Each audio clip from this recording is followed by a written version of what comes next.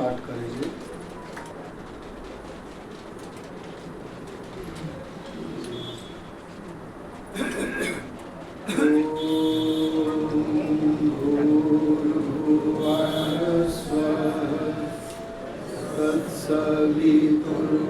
तत्सवितुर्वरेण्यं भर्गो देवस्य धीमहि धियो यो नः प्रचोदयात्।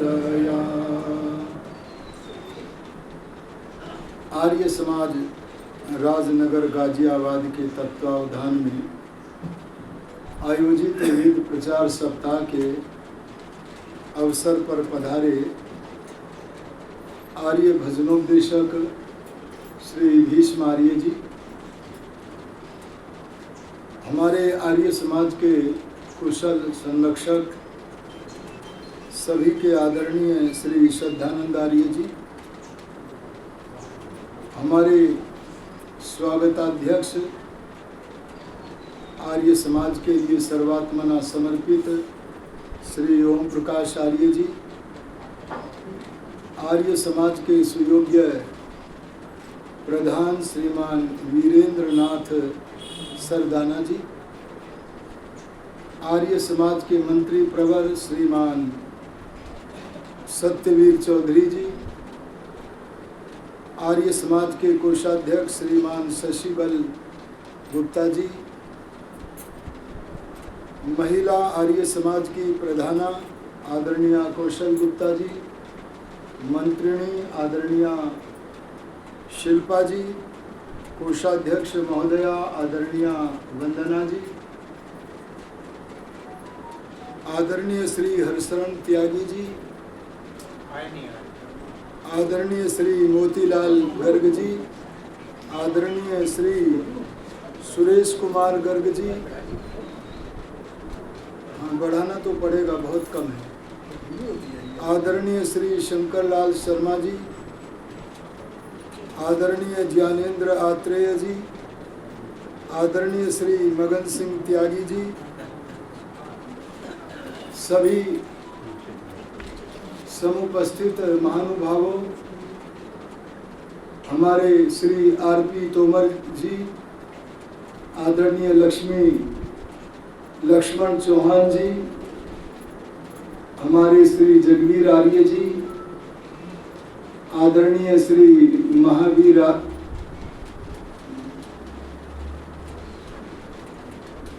हमारे श्री इंद्रपाल जी और आदरणीय श्री मान सिंह आर्य जी। प्रिय बच्चों, हमारे कैप्टन श्री ओम प्रकाश शर्मा जी ने कल एक जिज्ञासा की थी कि आयु निश्चित है या अनिश्चित। इस विषय को जानने के लिए, कर्म व्यवस्था को जानने के लिए, कर्म फल व्यवस्था को जानने के लिए महर्षि पतंजलि एक बार भगवान का प्रत्यक्ष करके कुछ समाधान प्राप्त करने के लिए समाधि में बैठ गए। जब समाधि में सर्वोत्तम सत्ता परमात्मा का दर्शन हुआ, प्रत्यक्ष हुआ, तो उनसे बोले कि मुझे कर्म व्यवस्था के विषय में कुछ बताओ। और जब परमपिता परमात्मा ने सीधे अपने पुत्र महर्षि पतंजलि जी को बताया, तो कर्म व्यवस्था के ज्ञान को सुनकर समाधि से उठे, जैसे मानो बहुमूल्य ज्ञान प्राप्त हो गया हो। ऐसे उठे और खिलखिलाकर हंसे और बोले, आओ आओ दुनिया के लोगों आओ, मैं तुम्हें भगवान से पूछकर कुछ बताना चाहता हूं कर्म फल व्यवस्था के विषय में। तब उन्होंने योग दर्शन में अर्थात सूत्र में बहुत बड़ी बात कह दी, गागर में सागर भर दिया और उन्होंने जो सूत्र दिया वह योग दर्शन का सूत्र है, सती मूले तद विपाको जात्यायुर्भोगः। मनुष्य के अंतःकरण में कर्माशय के रहते हुए, कर्म फल के रहते हुए, तीन चीजें प्रत्येक जीव के जन्म के समय निश्चित करके देते हैं। क्या कहा जी मैंने? तीन चीजें जन्म के समय नियत विपाक। हमारे आत्रेय जी बैठे हैं क्या? हाँ, पक्का शब्द पर बड़ा अच्छा बोला था इन्होंने। वही शब्द महर्षि पतंजलि ने दिया जो निश्चित हो गया कि इतना पक गया। देखो, हमारे कर्म के तीन रूप हैं। एक तो कर्म का रूप है क्रियमाण। क्रियमाण का अर्थ है जब हम कोई कर्म कर रहे होते हैं, उसे क्या कहते हैं जी? अब हम सत्संग कर रहे हैं, इस सत्संग रूप कर्म का नाम क्या है? क्रियमाण। और ये सत्संग संपन्न होने पर 10:30 बजने के बाद समाप्त हो जाएगा। ये कर्म की रहेगा बचा हुआ। अरे बोलो, बचेगा। ये तीन जगह तब भी विद्यमान रहेगा। तीन जगह कहाँ कहाँ? एक तो करने वाले व्यक्ति के अंतःकरण पर जैसा भी कर्म किया है उसकी छाप पड़ेगी, फोटो खींचेगा। अच्छा कर्म किया है तो अच्छा फोटो खींचेगा, और बुरा कर्म किया है तो चोरी करोगे तो चोरी का फोटो खींचेगा, चोरी के संस्कार बनेंगे। और अगर आपने सत्संग किया है, प्रभु का भजन किया है, तो उसका फोटो खींचेगा, अर्थात उसका संस्कार बनेगा। तो एक तो किया गया कर्म जो हमारा अब क्रियमाण है, वह होने के बाद कहाँ रहता है इकट्ठा? करने वाले के, कर्ता के अंतःकरण पर, चित्त पर रहता है। एक वही क्रियमाण कर्म हो जाने के बाद जिसके प्रति हमने कर्म किया है उसको भी प्रभावित करता है। अगर मैंने किसी को अभद्र वाक्य बोल दिए तो बोलो उसके अंदर अंतःकरण पर दुख होगा कि न होगा? अरे किसी को ठंड में अगर हमने कंबल उड़ा दिया तो बोलो उससे उसके अंदर सुख होगा कि न होगा? एक किया गया कर्म जिसके प्रति कर्म किया है उसे प्रभावित करेगा। कितने स्थान हो गए?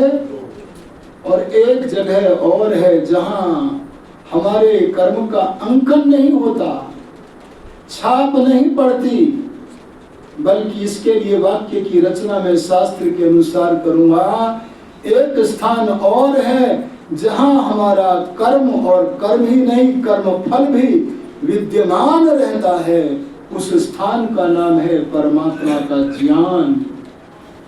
कोई आपसे पूछे हमारे कर्म कहाँ जमा हैं, तो क्या कहना जी? सर्वज्ञ परमात्मा के ज्ञान में हमारे सब शुभ, अशुभ और मिश्रित तीनों प्रकार के कर्म भगवान के ज्ञान में जमा है। और जब वे भगवान के ज्ञान में जमा है पर अभी उनका भुगतान नहीं हुआ, भुगतान को समझते हो ना जी? पेमेंट नहीं हुआ। जब तक भुगतान नहीं हुआ तब तक उन कर्मों का नाम रहता संचित कर्म। बोलो क्या रहता है? जब तक उन कर्मों से फल भोग के बिना पीछा नहीं छूटा है तब तक उन कर्मों का नाम क्या रहता है? बैलेंस, संचित कर्म। और संचित कर्मों का न जाने कितने जन्म जन्मांतर के कर्मों का गट्ठर, कर्मों की राशि, कर्मों का समूह भगवान के ज्ञान में विद्यमान है। और उस कर्मों के गट्ठर में से भगवान जी थोड़ा सा भाग, कितना सा जी? अजी बोलो जी, कितना सा भाग बोलो जी? थोड़ा सा। कितना? जैसे किसान एक ट्रक में बहुत सारा गन्ना ले जा रहा हो और उसमें से गन्ने में से थोड़ी सी पोरी काट करके किसी को खाने को दे दी जाए।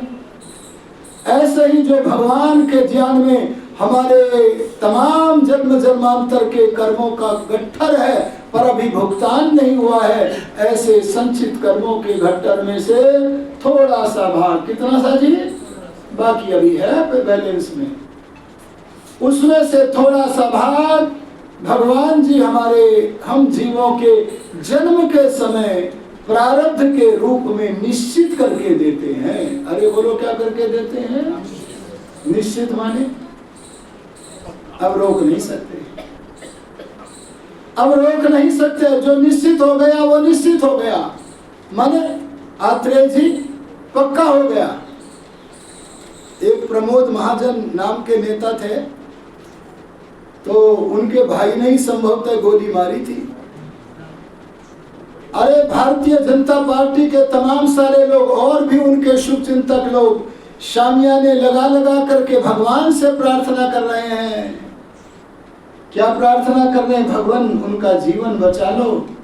तब मेरे मन में आया, अगर प्रारब्ध होगा आयु का तो तुम प्रार्थना न करो तो भी जिएंगे, और करो तो प्रार्थना का लाभ यही है कि यदि आप उनके जीवन की वृद्धि करने में कोई सहयोग कर सकते हो तो करो। इसी का नाम क्या है? प्रार्थना। लेकिन उनका देहांत का समय आ गया था। अरे लाखों लोगों ने प्रार्थनाएं की, लेकिन वो प्रार्थनाओं का फल रंग नहीं लाया, क्योंकि उनके जीवन काल की अवधि समाप्त हो चुकी थी। अर्थात जो कर्म फल माने भाग्य, कर्म फल माने जी जिसका भुगतान शुरू हो गया है, उसका नाम क्या है? भाग्य है। और देखो, आप प्रारब्ध शब्द को समझो, भाग्य का एक अर्थ प्रारब्ध भी होता है। ये प्रारब्ध शब्द को मैं खोल करके समझाता हूं। एक शब्द आप सबने सुना होगा, आरंभ। आरंभ माने शुरू हो गया, अब कोई रोक नहीं सकता। आरब्ध भूतकाल का क्त प्रत्यय है, तो आरब्ध का अर्थ आरंभ हो चुका, भुगतान प्रारंभ हो गया। और कितनी तीव्रता से? प्रकर्षण, अब जिसे रोका जाना संभव नहीं है। अगर दुख आना है तो माता पिता भी नहीं रोक सकते, आचार्य भी नहीं रोक सकते, और सुख आना है तो शत्रु भी उसे रोक नहीं सकते। जो कर्म फल भुगतान के रूप में उपस्थित हो चुका है उसका नाम है प्रारब्ध। अरे बोलो, उसका नाम क्या है? भाग्य। और भाग्य के रूप होते हैं। भाग्य के तमाम सारे रूपों को हमारे महर्षि पतंजलि जी ने संक्षिप्त करके, अरे गागर में सागर भर करके 3 रूपों में बांट दिया है। बोलो, कितने रूपों में? ये बात ऋषि मुनियों को पढ़ने वाले, वेदों को पढ़ने वाले, आर्य समाज की वाटिका से बढ़ने वाले आर्य समाज के वक्ता ही कह सकते हैं। और जगह जाओगे तो ये कर्म व्यवस्था का वास्तविक स्वरूप आपको मिलने वाला है। कई भाई बहन एक बात कहते हैं, जी हम तो सब जगह चले जाते हैं, जहां से जो अच्छी मिलती है वो ले लेते हैं। कई जगह लोगों के यहाँ भोजन करने भी जाते हैं, वहां भी ये बातें निकल आती हैं। तो मैं उनसे कहता हूं, हमारी बुद्धि सत्यार्थ प्रकाश जैसे ग्रंथों को पढ़े बिना निरक्षीर विवेकी नहीं है कि हम वहां से सही वस्तु ही लाएं, वहां से गलत भी ला सकते हैं। और जहां पर विष मिश्रित अमृत का पान करने का अवसर मिलता है वहां कभी न जाओ, क्योंकि विष से मिला हुआ जो अन्न है वो हमारे लिए कभी कल्याणकारी नहीं हो सकता। मैं आपसे कहता हूं कि आर्य समाज की इस वाटिका में बताया जाता है महर्षि पतंजलि के प्रमाण से कि प्रारब्ध के 3 रूप होते हैं। कितने बोलो जी? 4 नहीं होते। क्यों नहीं होते जी? क्योंकि समाधि से पता चला है, भगवान जी ने बताया है 2 भी नहीं होते। कितने होते हैं बोलो? 3 ही होते हैं। ये अटल सत्य है। देखो, मान्यता में सिद्धांत में अंतर समझो। मान्यता माने जो मानी जाती है बातें, वो मान्यता है। वे मान्यताएं यदि सत्य हैं तो उन सत्य मान्यताओं का ही दूसरा नाम सिद्धांत है। सिद्धांत माने जो पूरी तरह से, अरे अंतिम रूप से, अरे जिनमें परिवर्तन नहीं किया जा सकता, इस रूप में सिद्ध हो गए हैं, अपरिवर्तनीय है। जिन मान्यताओं में कोई परिवर्तन करना शक्य नहीं है, संभव नहीं है, ऐसी सत्य मान्यताओं का ही नाम सिद्धांत है। तो ऋषि मुनि हमें कोई मान्यताएं नहीं देते, सत्य मान्यता अर्थात सिद्धांत रूप मणियों और मोतियों से हमारी झोलियों को भरते हैं। इसलिए केवल ऋषि कृत ग्रंथों का ही पठन पाठन करो। क्यों? क्योंकि जीवन का समय थोड़ा है। आज मैं आपसे कहना चाहता हूं, अनंत ज्ञान के लिए केवल ऋषि मुनियों के ग्रंथों को ही गोता लगाओ। अपना थोड़ा सा समय जीवन का जो मिला है उसे व्यर्थ न करो। और वहां पर आपको पढ़ने को मिलेगा भाग्य के 3 रूपों के नाम। पांचाल जी, 3 ही नाम है बस, चौथा कोई विद्वान बताएगा नहीं। और वे क्या है? नंबर 1 भाग्य का रूप है जाति। अरे बोलो क्या है? आपकी जाति कौन सी है? ये जो हमने बनाई है ना, ये हमारी बनाई हुई है। ये व्यवस्था नहीं, अव्यवस्था है। अरे व्यवस्थित जो वस्तु है, जाति व्यवस्था है, वर्ण व्यवस्था है, ये परमात्मा बनाते हैं। और जाति का परिभाषण करते हुए देवदयानंद कहते हैं, जो जन्म से लेकर मृत्यु तक नहीं बदलती। सीमा का निर्धारण कर दिया कि नहीं कर दिया? इससे पता लगा पीछे के जन्म में संभव है हमारी कोई दूसरी जाति रही हो। इससे पता लगा मृत्यु के बाद में हो सकता है कोई अच्छी जाति हो। कल ही हमारे बैठे टोपी वाले अपने सज्जन हैं जी, जगदीश जी, अपनी पत्नी के प्रेम में भर के मेरे से बोले, एक बात बताओ आचार्य जी, मेरी पत्नी को अगला जन्म जो है वो मनुष्य का ही मिला होगा ना? तो मैंने कहा कैसा कैसा काम करती थी? तो बोली ये काम करती थी। मैंने कहा यदि ये काम करती थी तो निश्चित जानो भगवान की विवशता है कि आपकी पत्नी को मनुष्य जीवन ही प्राप्त होगा। आर्य ध्यान देना, परमात्मा विरसे में जाति नहीं देते, विरसे में आयु नहीं देते, विरसे में आपको भोग नहीं देते, बल्कि कर्म के आधार पर। कर्म तो जड़ है, स्वयं फल नहीं दे सकता। फल का व्यवस्थापक तो भगवान को ही मानना पड़ेगा, और वो जाति देगा जो वर्तमान जीवन में हम बदल ही नहीं सकते। अरे क्या कह दिया मैंने? जो वर्तमान जीवन में हम कितना भी अच्छा काम कर लो बदल नहीं सकते, कितना भी बुरा काम कर लो बदल नहीं सकते। और आयु का अर्थ जीवन काल, जो पक कर आया है, निश्चित होकर आया है, उतना ही होता है, न उससे कम, अरे बोलो न उससे ज्यादा। और तीसरी वस्तु क्या है? भोग। भोग माने जो भोगा जाता है। हम 2 वस्तुएं संसार में भोगते हैं। संसार से अलग एक तीसरी वस्तु भी है जिसका नाम आनंद है। और वे क्या है? सुख दुख। सुख दुख का जितना परिमाण निश्चित होकर के आया है उतना ही भोगेंगे, न उससे कम, अरे बोलो न उससे ज्यादा।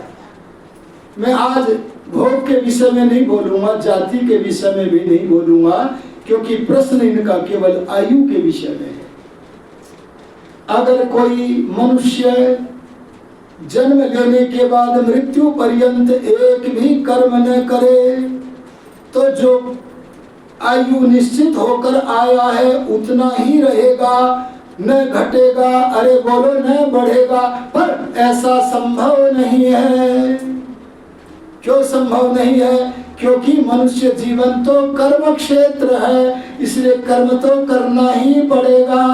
अब भगवान का एक नियम ध्यान से सुनो कि आयु बढ़ता है घटता है कि नहीं। उस नियम को समझ गए तो तुम कह दोगे कि बढ़ता घटता है कि नहीं। भगवान का नियम क्या है? हमारे वर्तमान जीवन के किए गए कर्मों के फल केवल अगले जन्म में नहीं, जन्म जन्मांतर के साथ लाखों जन्मों के बाद भी व्यवस्थित होकर के हमारे भुगतान के लिए भगवान के ज्ञान के ज्ञान में विद्यमान बने रहते हैं, संचित कर्म के रूप में रहते हैं। अर्थात जहां हमारे वर्तमान जीवन के कर्मों का फल आगे चलकर जन्म जन्मांतर में प्राप्त होता है, वहां कुछ कर्मों का फल इस जीवन में भी मिलता है। अरे क्या कह दिया मैंने? इस जीवन में भी मिलता। व्यास कह रहे हैं ऐसा, पतंजलि कह रहे हैं ऐसा, दयानंद जी कह रहे हैं ऐसा। तो हम कौन होते हैं? एक और तो महर्षि पतंजलि ने साधारण व्यवस्था दे दी कि हमारी जाति, आयु और भोग निश्चित होकर के आया है, यह यथार्थ है। लेकिन एक दूसरा नियम भी तो पकड़ो कि जहां वर्तमान जीवन के कर्मों के फल जन्म जन्मांतर में मिलेंगे, वहां कुछ कर्मों के फल इस जीवन में भी मिलेंगे।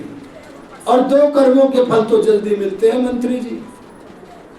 ये मैं महर्षि पतंजलि के आधार पे बता रहा हूं, अपनी ओर से कुछ नहीं बोलता। क्या बताया पतंजलि ने? बोले दो कर्मों के फल जल्दी मिलेंगे, आगे के लिए नहीं टलेंगे। अच्छा एक बात बताओ, एक किसान ने गन्ने का पौधा बोया, गन्ने को बोया, तो उसका फल स्वामी को कितने दिन में मिलेगा जी? लगभग 9-10 महीने लगेंगे। अच्छा किसी ने यदि आम लगाया तो अगर उपरोपित है, उपरोपित जानते हो कि नहीं? कलम। हाँ कलमी है, अगर कलम लगाया है तो जल्दी मिलेगा, और यदि उपरोपित नहीं है तो और थोड़ा समय लगेगा। अच्छा अगर आपने मुंजी लगाई, हंसराज लगाया, समझे कि नहीं समझे, तो 6 महीने में मिल जाएगा।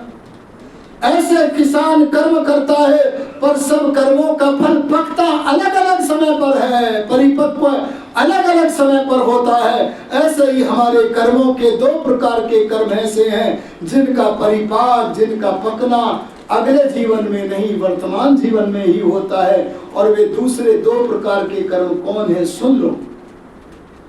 एक कर्म वे हैं जो इसी जीवन में फल देने लगेंगे, उन कर्मों का नाम है सर्वोत्तम कर्म। क्या बोल दिया मैंने? सर्वोत्तम। नजर डालो कौन से हैं? सर्वोत्तम कर्म है। यज तो बहुत बड़ा शब्द है, मैं उसमें से थोड़ा सा पोर्शन लेके बोलना चाहता हूं। सर्वोत्तम कर्म है भगवान की उपासना। अच्छा भगवान के उपासक को यम नियम का पालन करना पड़ेगा कि नहीं? यम नियम का पालन आज करें और उसका फल मन की शुद्धि अगले जीवन में होवे। क्या ऐसा है? अरे बोलो ऐसा है?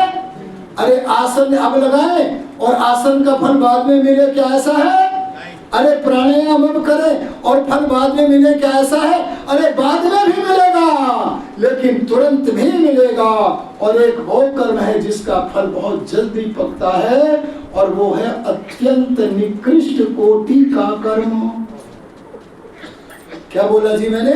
अत्यंत निकृष्ट कोटि का कर्म। जैसे अगर कोई ब्रह्म की उपासना में लीन व्यक्ति है, अगर कोई दयानंद कोटि का व्यक्ति है, पतंजलि कोटि का व्यक्ति है, ऋषि कोटि का व्यक्ति है, ऐसे ही के ब्रह्म हत्या कर देना, जिसने अपने शरीर को ब्रह्म की प्राप्ति का साधन बना लिया है, ऐसे उच्च कोटि के उपासक की यदि आपने हत्या कर दी है, तो इस अत्यंत निकृष्ट कोटि के कर्म का फल विलंब से नहीं बल्कि शीघ्र मिलेगा। इसलिए नियम पकड़ में आया, कुछ कर्मों का फल इस जीवन में भी मिलता है। अगर आप व्यायाम करोगे, अगर आप भ्रमण करोगे, तो क्या उसका फल अगले जीवन में मिलेगा? इसी में मिलेगा। श्रद्धानंद जी का जीवन देख लेना, उनके बेटों से पूछ लेना। अभी भी मैं देखे बिना बोल रहा हूं। निश्चित प्राणायाम करते हैं, अरे निश्चित आसन भ्रमण आदि करते हैं। इसी कारण से आयु प्रवर्धन होता है, लंबा होता है। अर्थात आयु जो निश्चित होकर आया है वो निश्चित है, नियत विभाग है, पक्का है निश्चित रूप से, पर वो सरकता है। क्या बोला जी मैंने? वो आयु, कल्पना करो कि किसी का निश्चित होकर के आया है 70 वर्ष आयु, कितने आया है जी? और वो जागा है आयु बढ़ाने के लिए 65 वर्ष का, 2-4 महीने बढ़ा लेगा। और अगर जाग गया पहले से तो 100 भी पार कर लेगा। और ये ध्यान देना, अगर उसका आहार विहार प्राणायाम ब्रह्मचर्य संयम ये सारी की सारी चीजें आयु को बढ़ाने की है तो आयु बढ़ेगा। और एक उपाय तो आयु को बढ़ाने का बहुत बड़ा है। आप तो मंत्री जी 100 साल की बात कर रहे थे, पर एक मंत्र तो ये कहता है, दयानंद जी भी कहते हैं कि धरती के सबसे बड़े आदमियों में अगर आपका नाम हो जाए तो आपकी आयु 400 वर्ष भी हो सकती है। कितनी बोलो? अच्छा, महाभारत पढ़ा है कि नहीं? गुरु द्रोणाचार्य जी की आयु युद्ध के समय युद्ध कर रहे हैं, कितनी है? अरे बोलो कितनी है? अरे हाँ, ये सही बोल गए, 400वें वर्ष में घुसने वाले थे, इतनी आयु थी उनकी, सारे सफेद थे, बाल आदि कानों के बाल जो होते वो सफेद थे, लेकिन युवाओं की तरह युद्ध मैदान में खड़ा है। ये 400 वर्ष की आयु कैसे पाई जा सकती है, इसकी प्रक्रिया वेद के मंत्र में बताई है। आज उसे बताने का मेरे पास समय नहीं है। चाहोगे तो बता देंगे, घबराहट भी तो लगती है कि कहीं गड़बड़ ना हो जाए, श्रोता ही उठ के भाग के चल पड़े। ध्यान देना, मैं आपसे कहूँगा 400 वर्ष की आयु भगवान ने निश्चित करके भेजा 100 वर्ष, पर उसे 400 वर्ष की आयु को भी बना सकते हैं।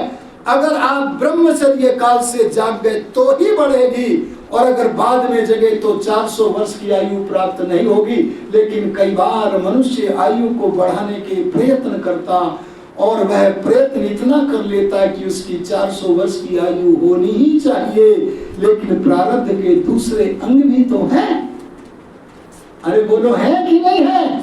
उन अंगों के कारण, अरे उन दुर्भाग्यों के कारण व्यक्ति आदि दैविक कारण से, अब इसकी व्याख्या करनी पड़ेगी, भूकंप अतिवृष्टि अनावृष्टि आदि के कारण, अथवा किसी अन्य जीव के कारण, अथवा स्वयं ही उसकी मृत्यु समय से 400 वर्ष की आयु होनी थी पर पहले भी हो जाती है। लेकिन ये भी अकाल मृत्यु नहीं है, मृत्यु तो काल पर ही होता है। अरे दयानंद के बारे में अगर हम कहें तो ऋषिवर दयानंद की आयु कैसी होती? आज हम बूढ़ों के बीच में युवा दयानंद विद्यमान होते। योगी आदित्यनाथ जी ने कहा था ना, एक दिन सारी दुनिया एक दिन भगवा पहनेगी। अगर दयानंद होते तो सारी दुनिया आज की तारीख में सनातनी होती। लेकिन क्या करे, हमारा दुर्भाग्य आड़े आ गया और ऋषि दयानंद के देह का अवसान होकर दयानंद मोक्ष धाम की तरफ चल पड़े। और एक उसकी भी आयु नहीं घटती, सरकती नहीं। देखो सुनो ध्यान से, गहना कर्मणो गति। एक आदमी आयु घटाने के पूरे प्रयत्न कर रहा है, भांग है ना, भांग खा रहा है, बीड़ी सिगरेट गुटखा पी रहा, शराब पी रहा है, व्यायाम नहीं करता है, सारे काम नौकरों पे छोड़ रखे हैं, आराम से बैठा हुआ। पेट इतने मोटे वाले भी देखे मैंने, इतने मोटे पेट वाले देखे, ऐसा बिल्कुल वो है। और आगे चल करके तो क्या हुआ, शरीर ऐसा जीर्ण शीर्ण हो गया। हाय रे, दुखी दुख है। घर वाले भी उपचार करते कराते, सेवा करते कराते तंग हो गए। रोगी भी चाहता है देह से आत्मा निकल जाए, पारिवारिक जनों से भी उसका दुख देखा नहीं जाता, और कहते भगवान इस शरीर से मुक्त कर दो। और भगवान कहते नहीं करूंगा, तू आयु सरकाने के कर्म तो कर रहा है, आयु घटाने के कर्म तो कर रहा, पर घटाऊंगा नहीं। बोले क्यों? क्योंकि तेरे प्रारब्ध में जो दुखों का मैंने लेखन किया है, लेखन माने कलम से लिखना नहीं, विचार करना मानना, मैंने जो किया है वो अभी भुगतान नहीं हुआ है। अरे दुख तो गले सड़े शरीर में ही होगा, सुखी स्वस्थ शरीर में दुख नहीं होता।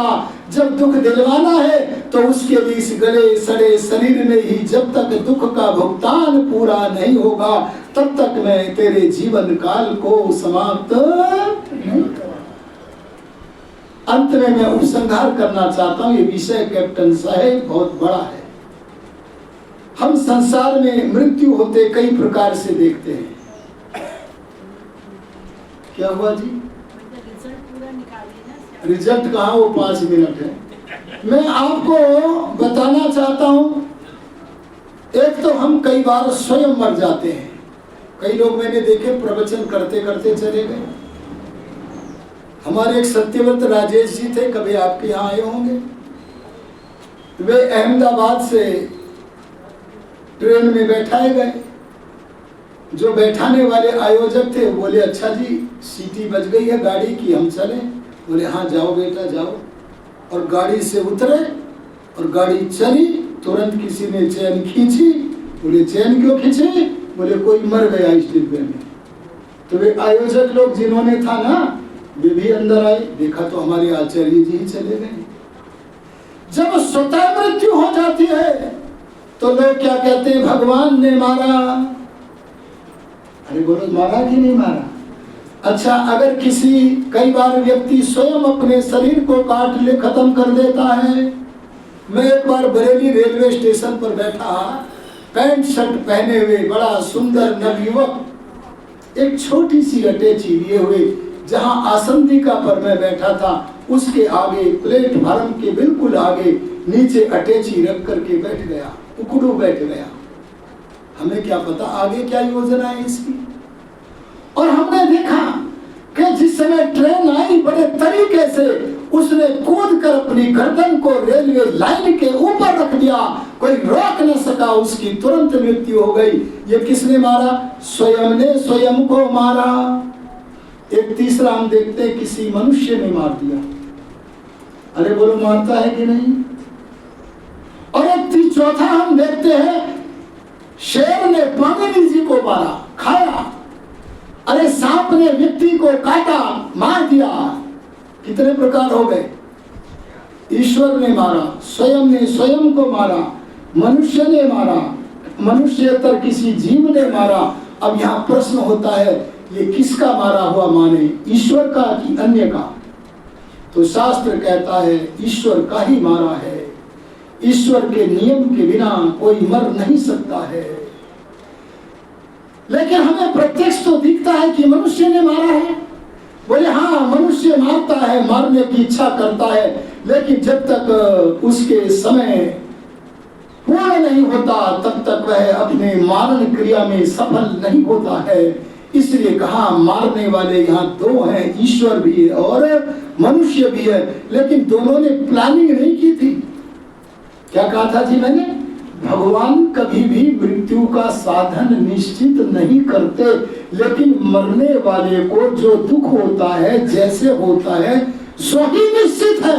अर्थात दुख निश्चित है कितना होगा या नहीं होगा, लेकिन साधन निश्चित नहीं है।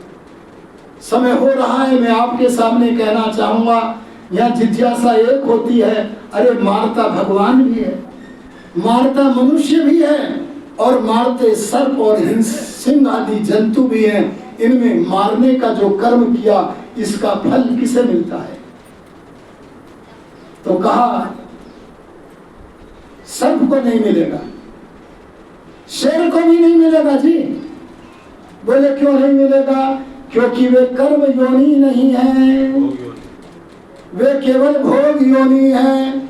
वे किस स्तर पर काम करते हैं? वे केवल प्राण स्तर पर काम करते हैं। ये प्राण स्तर कौन सा होता है? मन के स्तर के नीचे, केवल प्राण के संचालन के लिए, जीवन के संचालन के लिए कोई छिपकली या कोई बिल्ली किसी भी जीव को चोटिल कर देती है, मार भी देती है, पर उससे पहले भी नहीं सोचती और मारने के बाद भी नहीं सोचती क्या इनके पास मन नहीं है? अरे बोलो है कि नहीं? मन तो है पर इतना विकसित नहीं है कि वह पहले या बाद में विचार कर ले। विकसित नहीं है, इसीलिए इन्हें दंडित नहीं किया जाता। और जो भी ये भोग के लिए प्राण स्तर के पर क्रियाएं करते हैं, उन क्रियाओं का संस्कार भी नहीं बनता है, उससे कोई छाप भी नहीं बनती है। न तो अपने अंतःकरण पर बनी, न भगवान के ज्ञान में उनका ये कर्म विद्यमान है, क्योंकि भगवान ने तो कई सारे दुष्ट भेज रखे हैं। किसने भेज रखे हैं मंत्री जी? भगवान ने भेजे हैं। पांचाल जी बोले मार काट करो कोई दंड नहीं दूंगा। हाँ, मार काट करो कोई दंड नहीं दूंगा। बोले कौन कौन से हैं ऐसे दुष्ट? शेर। अच्छा, भगवान को ये नहीं पता क्या कि शेर के अंदर इतना मन विकसित नहीं है कि अच्छे को मारूं कि बुरे को मारूं? अरे बोलो, अरे पता है कि नहीं? भगवान तो जानते हैं शेर पाणिनि को भी मार सकता है, पर ध्यान देना, शेर के चंगुल में पाणिनि तभी आवेगा जब उसके जीवन का काल समाप्त होगा। अन्यथा जैसे कोई सब्जी विक्रेता किसी सांड को, बैल को देखकर उस भयंकर सांड को तो भगा नहीं सकता, पर कम से कम अपनी छबड़ी को, सब्जी के टोकरे को छिपा करके तो रख लेगा। ऐसे परमात्मा किसी मनुष्य की स्वतंत्रता में तो बाधा नहीं डालता। हाँ, प्रेरणा तो करता है, लेकिन अगर वो प्रेरणा को, अंतर्यामी की शिक्षा को नहीं मानता तो जो रक्षणीय है उसकी रक्षा कर देता है। दयानंद बोले, अरे सुनो, दयानंद बोले, क्या बोले? इस भवन की कॉपी, पेंसिल, किताब, जो पदार्थ है सब बाहर निकालो, तुम भी निकलो। लोग बोले क्या हो गया बाबा जी को?